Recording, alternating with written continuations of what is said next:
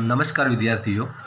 Chapter 2 જે વિદ્યુત સ્થિતિમાન અને કેપેસિટન્સનું છે એ આપણે પૂર્ણ કરેલું છે. સાથે સાથે ટેસ્ટ પણ લઈ લીધેલું છે. પણ હવે હું તમને જે શીખવાડું છે બહુ ધ્યાનથી અને મહેનત કરીને કરજો, જેથી લોજિક અને અમુક વસ્તુ જે તમને આઈડિયા નહીં આવતી એ આવે. હવે શરૂઆત કરીએ. જો વેસ્ટિંગ ઓફ ટાઈમ કર્યા વગર સૌથી પહેલો પોઈન્ટ આવે છે કાર્યનો. એમાં જુઓ, કાર્યનો આપણે જે પણ કાર્ય કરવાનું છે એ બિંદુવત વીજભારના વિદ્યુતીય ક્ષેત્રમાં કરવાનું છે. તો વિદ્યુતીય ક્ષેત્રમાં આરથી પી બિંદુ આગળ લાવવા માટે કરવું પડતું કાર્ય. તો થિયરીમાં શરૂઆતમાં ખબર હતી કે જે કાર્ય કરવું પડે એ માટે તમારે બળ લગાડવું પડે. કયું લગાડવું પડે? બાહ્ય બળ. અથવા જે કુલંબીય બળ ઉત્પન્ન થશે એ બાહ્ય બળને કેવું હશે? ઓપોઝિટ હશે. તો આ કાર્યનું પહેલું સમીકરણ થઈ ગયું. હકીકતની અંદર કોઈ જગ્યાએ કાર્યના સમીકરણનો ઉપયોગ થતો નથી, પણ આવે છે. એના પછી સ્થિતિમાન ચાલુ કરીએ છીએ. સ્થિતિમાનના વાસ્તવમાં 3 સૂત્રો છે. 3 સૂત્રો. એક પહેલું સૂત્ર આવ્યું છે V = W/Q, એટલે W બરાબર VQ. તો Q વીજભાર આધારિત થતું કાર્ય. Q વીજભાર ક્યાં હોય? અનંત અંતરે. એને તમારે લાવવા માટે શું કરવું પડે? કાર્ય. તો એ કાર્યના આધારે શું મળે આપણને? સ્થિતિમાન. તો સૌથી પહેલું સૂત્ર V = W/Q. આ સૂત્રનો ઉપયોગ કરશો ને તમે, એટલે મને ખબર છે મુજબ તમે ઉદાહરણ નંબર 1 ગણી શકશો. કયું ઉદાહરણ ગણી શકો? ઉદાહરણ નંબર 1, જે એકદમ સિમ્પલ છે, જેમાં તમને કીધેલું છે 4 × 10⁻⁷ જે કુલમ જેટલો વીજભાર આપેલો છે એમાં, અને અંતરે આપેલું છે. 2 વસ્તુ આપી છે, એટલે KQ/R નો ઉપયોગ કરશો તો તમે એક્ઝામ્પલ સોલ્વ કરી શકશો. ઉદાહરણ નંબર 1, આ જે સૂત્ર લખ્યું આપણે W બરાબર VQ અથવા V = KQ/R, બધાને ખબર છે આ બિંદુવત વીજભારના લીધે મળતું સમીકરણ છે. સાથે સાથે આપણને અહીંયા V = કાર્ય સમીકરણ આપેલું છે. યાદ રાખો, તમે સ્થિતિમાનની વાત કરતા હોય P બિંદુએ તો Vp = −∞ P E.dr.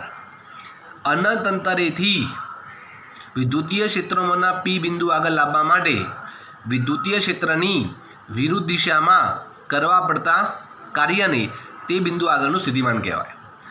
આ સૂત્રનો ઉપયોગ એટલો બધો નહીં. આના કરતાં વધુ શું વપરાય છે? તો સામાન્ય રીતે આ સૂત્ર કરતાં સ્થિતિમાનના ડિફરન્સનું સૂત્ર વપરાય છે. એટલે આ P બિંદુનું સ્થિતિમાન હતું ને, એવું ને એવું મેં કયા બિંદુને લઈ લીધું? Q. પછી Vp - VQ કર્યું અને એનું સાદુરૂપ આપીને મેં આ સમીકરણ લાવ્યો. તો Vp - VQનું સમીકરણ થયું -Q થી P. જુઓ, જે નીચે છેલ્લું છે ને Q છે, તો અહીંયા શરૂઆતમાં લિમિટ Q આવે અને શરૂઆતમાં P છે તો ઉપર P જતો રહે. તો ધારો અહીંયા P બિંદુનું અંતર ઉદ્ગમ બિંદુથી R1 હોય તો R1 ઉપર લખવું પડે, અને Q બિંદુનું અંતર ઉદ્ગમ બિંદુથી R2 હોય તો R2 નીચે લખવાનું. E.dr છે. તો આ પણ એક મહત્ત્વની વસ્તુ થાય, બરાબર. આનો ઉપયોગ કેટલો? તો કેપેસિટન્સમાં મેક્ઝિમમ ઉપયોગ થાય. તમે ગોળાકાર કેપેસિટન્સ લો છો તો એમાં ગોળાકાર કેપેસિટરનું કેપેસિટન્સ શોધો છો, તો એમાં એકચ્યુઅલમાં તો 2 બિંદુઓ વચ્ચેનો સ્થિતિમાનનો તફાવત શોધો છો. નળાકાર કેપેસિટરમાં એ ડિફરન્સ શોધો છો. બહુ મસ્ત વસ્તુ છે, પણ હું તમને સમજાવીશ. હાલ તો અહીંયા બધું શક્ય નહીં. એના પછી વિદ્યુતીય ભારના તંત્રના લીધે સ્થિતિમાન. તંત્ર એટલે એમાં એક કરતાં વીજભાર કેવો હોય? વધુ હોય.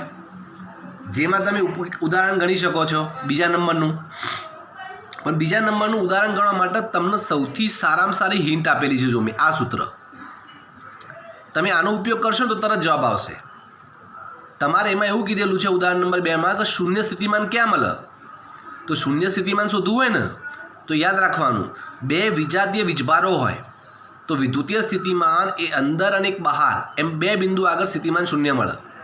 અંદરનું બિંદુ શોધવા માટે x/Q2/Q1 +1 કરવાનું અને x2 = x/Q2/Q1 -1 કરવાનું. આ ડાયરેક્ટ સૂત્ર વાપરવાનો જવાબ કરી દેશો તો એ ચાલશે.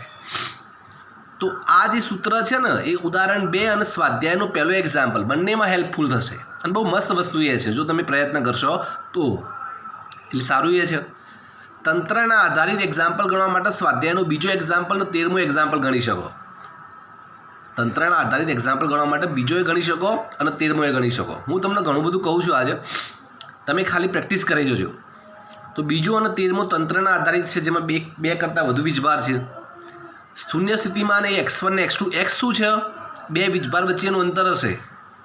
તમે ટ્રાય કરજો, આવશે. એના પછી જશું આપણે ડાયપોલ પર.